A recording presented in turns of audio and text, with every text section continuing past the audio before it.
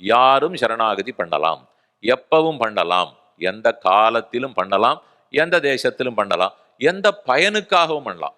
இன்னத்துக்கு தான் சரணாகதின்னு இல்லை. தர்மபுத்திரன்லாம் கண்ணனிடத்திலே சரணாகதி அனுஷ்டித்தனர். உங்களுக்கு சரித்திரம் தெரிஞ்சிருக்கும். காட்டில் 12-13 வருஷம் இருந்தார்கள் இல்லையா? சொக்கட்டான் ஆட்டத்தில் சூதாட்டத்தில் தோத்து போயிட்டா. அதனால காட்டுக்கு போன்னு அனுப்பிச்சுட்டான். காட்டில் இருக்கிறச்சே அவர்களை பார்க்கறதுக்கு நிறைய ரிஷிகள் வருவார்கள். அப்ப வந்தவர்கள், தர்மபுத்திரா உனக்கு ஒரு பெரிய லாபம், கண்ணனே உன் கூட இருக்கார், எல்லாருமா சேர்ந்து கண்ணனிடத்துல சரணாகதி பண்ணுங்கள் அப்படின்னு ரிஷி அவனுக்கு உபதேசம் பண்றார். திரௌபதியோடைய கூட ஜனார்தன பெருமானே ஐவரும் நமஸ்கரித்தார்கள்னு இருக்கு. சரணாகதி பண்ணினார்கள் அங்க இல்ல. திரௌபத்யா சகித சர்வே நமஸ்ச குருஹு அப்படின்னா நமஸ்காரம்ங்கிறது தான் சரணாகதி. இந்த கையை கூப்பிடுறோம், 2 கால்களையும் கூப்பிட்டோம். கையை கூப்பிட்டோம்னால் என்கிட்ட கொடுக்கறதுக்கு ஒண்ணுமில்லை. கையை கூப்பிட்டோம் பார், என்கிட்ட ஒண்ணுமில்லை. ஒண்ணுமில்லைன்னா நீ தான் செஞ்சாகணும்னு அர்த்தம்.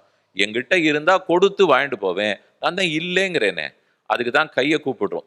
கால் 2ஐயும் சேர்த்துட்டோம்னால் போக்கிடம் இல்லைன்னு அர்த்தம். காலை பிரிச்சாத்தானே ஒரு இடத்துல இன்னொரு இடத்துக்கு போவேன். ராமா நீ இல்லேன்னு சொன்னியானா அடுத்த வீட்டுக்கு போறதுக்கு என் காலே எழும்பலை, எனக்கு போக்கிடம் இல்லை.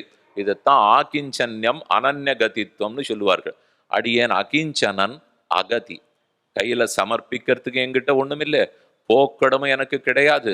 அகலகில்லேன் இறையுமென்னு அலர்மேல் மங்கை உரைமார்பா நிகரில் புகழாய் உலகம் முன்னுடையாய் என்னை ஆழ்வானே நிகரில் அமரர் முனிக்கணங்கள் விரும்பும் திருவேங்கடத்தானே புகழொன்றில்லா அடியேன் வேறு புகழே அற்றவனான நான் உன் திருவடிகளை பற்றுகிறேன். இதுதான் சரணாகதியினுடைய தத்துவம். திரௌபதி எதற்கு சரணாதி பண்ணாள்? ஆடை வேணுங்கிறதுக்கு தானே. புடவையை பிடுங்குறாங்கிறதுக்காக சரணாகதி. தர்மபுத்திரன் ராஜ்யம் வேணுங்கிறதுக்காக சரணாகதி. இப்படி ஒத்தொத்தர் ஒண்ணுத்துக்கு. விபீஷணன் எதுக்கு சரணாதி பண்றார்? அவர் வேற ஒன்றும் ஆசை இல்லை. ராம கைங்கரியம் வேணும், ராமனுடைய அனுகிரகம் வேணும், அவனுக்கு எப்பவும் தொண்டு செய்ய வேண்டும். இதற்காக அவர் பண்ணின சரணாகதி. இப்படி ஒத்தொத்தர். உத்தர சரணாதி பண்ணா. பரீட்சித்து உத்தரையனுடைய கர்ப்பத்தில் இருக்கிறச்சே அஸ்வத்தாமா அஸ்திரத்தை பிரயோகம் பண்ணி அது உள்ள போய் கலக்கிறது.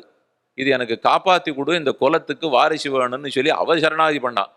அதனால குழந்தை பிறக்கணுங்கிறதுக்காக சரணாதி பண்ணலாம், யாரும் பண்ணலாம், எங்கேயும் பண்ணலாம், எந்த பையனுக்கும் பண்ணலாம். ஒன்னே ஒன்று சீதையை முன்னிட்டு கொண்டு ராமனிடத்தில் தான் பண்ண முடியும். அதனால இதெல்லாம் சரணாகதிக்குண்டான சிறப்பு.